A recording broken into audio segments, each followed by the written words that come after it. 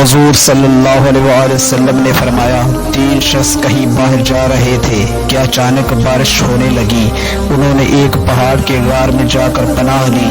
اتفاق سے پہاڑ کی ایک چٹان اوپر سے لڑکی اور اس غار کے منہ کو بند کر دیا جس میں یہ تینوں پناہ لیے ہوئے تھے۔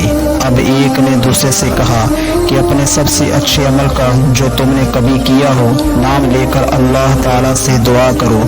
اس پر ان میں سے ایک نے یہ دعا کی کہ اے اللہ، میرے ماں باپ بہت ہی بوڑھے تھے، میں باہر لے جا کر اپنے مویشی چراتا تھا، پھر جب شام کو واپس آتا تو ان کا دودھ نکالتا اور برتن میں پہلے اپنے والدین کو پیش کرتا۔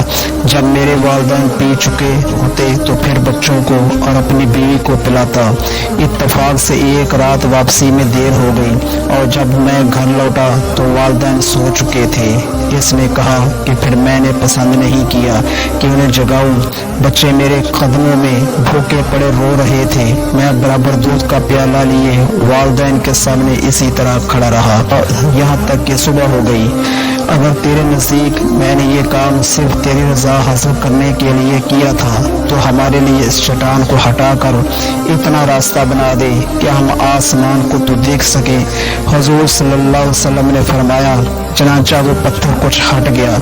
دوسرے شخص نے کہا کہ اے اللہ، تو خوب جانتا ہے کہ مجھے اپنے چاچا کی ایک لڑکی سے اتنی زیادہ محبت تھی جتنی ایک مرد کو کسی عورت سے ہو سکتی ہے۔ اس لڑکی نے کہا کہ تم مجھ سے اپنی خواہش اس وقت تک پوری نہیں کر سکتے جب تک مجھے 100 اشرفیاں نہ دے دو۔ میں نے اسے حاصل کرنے کی کوشش کی اور آخر اتنی اشرفیاں جمع کر لی۔ پھر جب میں اس کی دونوں رانوں کے درمیان بیٹھا تو وہ بولی، اللہ سے ڈر اور مہر کو ناجائز طریقے پر نہ توڑ۔ اس پر میں کھڑا ہو گیا اور میں نے اسے چھوڑ دیا۔ اب اگر تیرے نزدیک بھی میں نے یہ عمل تیری ہی رضا کے لیے کیا تھا تو ہمارے لیے نکلنے کا راستہ بنا دے۔ حضرت صلی اللہ علیہ وآلہ وسلم نے فرمایا، چنانچہ وہ پتھر 2/3 ہٹ گیا۔ تیسرے شخص نے کہا، اے اللہ، تو جانتا ہے کہ میں نے ایک مزدور سے 1 فرق جوار پر کام کرایا تھا۔ جب میں نے اس کی مزدوری اسے دے دی تو اس نے لینے سے انکار کر دیا اور میں نے اس جوار کو لے کر بو دیا۔ کھیتی جب پکی تو اس میں اتنی جوار پیدا ہوئی کہ اس سے میں نے 1 بیل اور 1 چرواہا خرید لیا۔ کچھ عرصہ بعد پھر اس نے آ کر مزدوری مانگی کہ خدا کے بندے، مجھے میرا حق دے دے۔ میں نے کہا کہ اس بیل اور اس چرواہے کے پاس جاؤ کہ یہ تمہارے ہی ملکیت ہے۔ اس نے کہا کہ مجھ سے مذاق کرتے ہو؟ میں نے کہا مذاق نہیں کرتا، واقعی یہ تمہارے ہی ہیں۔